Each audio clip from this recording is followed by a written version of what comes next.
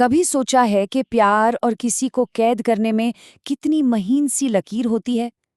तो आज हम जिस मशहूर कहानी में गोता लगाने वाले हैं, तोते का संदेश, वो इसी उलझन को सुलझाती है। ये कहानी है ईरान की, एक अमीर व्यापारी की जो अपने तोते को अपनी जान से भी ज्यादा चाहता था। लेकिन सोचिए जरा, क्या उसकी ये मोहब्बत उस तोते के लिए एक सुनहरे पिंजरे से बढ़कर कुछ थी? यही वो सवाल है जो इस कहानी की जड़ में है। तो चलिए कहानी की शुरुआत करते हैं और समझते हैं इस व्यापारी और तोते के अनोखे रिश्ते को। देखिए, वो सिर्फ कोई आम तोता नहीं था, वो होशियार था, व्यापारी का साथी था। मतलब व्यापारी के अकेलेपन का वही एक सच्चा दोस्त था जिसके साथ वो घंटों बातें किया करता था। व्यापारी के लिए तो वो तोता उसकी दुनिया था, उसकी सारी खुशियों की वजह। पर क्या तोते के लिए भी सब कुछ ऐसा ही था, या फिर वो बस एक कैदी था जो सोने के पिंजरे से बाहर की दुनिया के सपने देखता था? कहानी में एक बड़ा दिलचस्प मोड़ आता है जब व्यापारी को एक लंबे सफर पर जाना पड़ता है और यहीं से तोता एक ऐसी चीज मांगता है जो सब कुछ बदलने वाली थी। तो व्यापारी अपने काम के सिलसिले में भारत जा रहा था, और भारत वो जगह थी जहां उस तोते का असली घर था, जहां उसके अपने थे। तोते के लिए ये खबर, आप जानते हैं, एक उम्मीद की किरण बनकर आई। अब जाने से पहले व्यापारी ने बड़े प्यार से अपने तोते से पूछा, बताओ, मैं तुम्हारे वतन से तुम्हारे लिए क्या तोहफा लेकर आऊं? शायद उसे लगा कि तोता कोई मजेदार फल या शायद कोई नया खिलौना मांगेगा। पर तोते को कोई तोहफा नहीं चाहिए था। उसने जो मांगा वो व्यापारी की सोच से, उम्मीद से बिल्कुल परे था।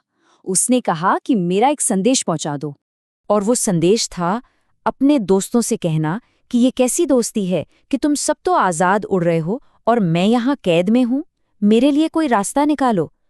ये सिर्फ एक संदेश नहीं था, ये एक पुकार थी। तो अब कहानी भारत पहुंचती है, जहां व्यापारी अपना वादा पूरा तो करता है, लेकिन वहां जो होता है वैसा तो किसी ने सपने में भी नहीं सोचा था। भारत के हरे भरे जंगलों में व्यापारी को आखिरकार आज़ाद तोतों का एक झुंड मिल ही गया। उसे अपना वादा याद था और उसने अपने दोस्त का वो दर्द भरा पैगाम उन तक पहुंचा दिया। और फिर कुछ ऐसा हुआ जो बिल्कुल अजीब था। संदेश सुनते ही झुंड में से एक तोता जोर जोर से कांपने लगा, और इससे पहले कि कोई कुछ समझ पाता, वो बेजान होकर सीधा जमीन पर आ गिरा। व्यापारी का तो दिल ही बैठ गया।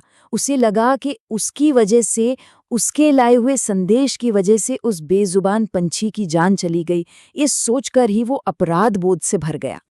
लेकिन क्या वो तोता सच में मर गया था, या कहानी कुछ और थी? चलिए अब इस पूरे रहस्य से पर्दा उठाते हैं और उस संदेश का असली मतलब समझते हैं। बहुत भारी मन से, टूटे हुए दिल के साथ व्यापारी अपने घर लौटा। उसने अपने प्यारे तोते को वो बुरी खबर सुनाई जो वो भारत से अपने साथ लाया था। उसने बताया, जैसे ही मैंने तुम्हारा संदेश उन तक पहुंचाया, तुम्हारा एक दोस्त उस दुख को बर्दाश्त नहीं कर पाया और कांपकर जमीन पर गिर गया।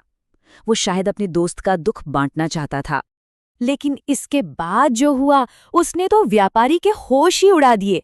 ये खबर सुनते ही उसका अपना तोता भी ठीक उसी तरह कांपा और पिंजरे में बेजान होकर लुढ़क गया।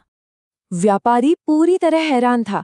मतलब, क्या ये सिर्फ एक दुखद इत्तेफाक था, या फिर इस सब के पीछे कोई गहरा राज छिपा हुआ था? अपने दूसरे दोस्त को भी इस तरह खो देने के गम में डूबे व्यापारी ने भारी मन से पिंजरे का दरवाजा खोला ताकि वो अपने प्यारे तोते को बाहर निकाल सके। और तभी एक चमत्कार हुआ। जैसे ही व्यापारी ने उसे अपने हाथ में लिया, तोता फुर्र से उड़ा और सीधा पास के एक पेड़ पर जा बैठा। वो मरा नहीं था, वो तो आजाद हो चुका था। तो ये था वो राज जिसे व्यापारी एक दुखद मौत समझ रहा था। वो असल में आजादी का एक खुफिया इशारा था। भारत के उस तोते ने मरने का नाटक करके अपने कैद दोस्त को पिंजरे से बाहर निकलने का रास्ता दिखाया था। और यही इस कहानी का सबसे बड़ा सबक है कि सच्ची दोस्ती किसी को बांधने का नहीं बल्कि आजाद करने का नाम है। कभी-कभी प्यार का सबसे बड़ा सबूत ही किसी को जाने देना होता है। अब सवाल ये उठता है कि क्या कोई किसी से इतना प्यार कर सकता है कि उसे आजाद कर दे?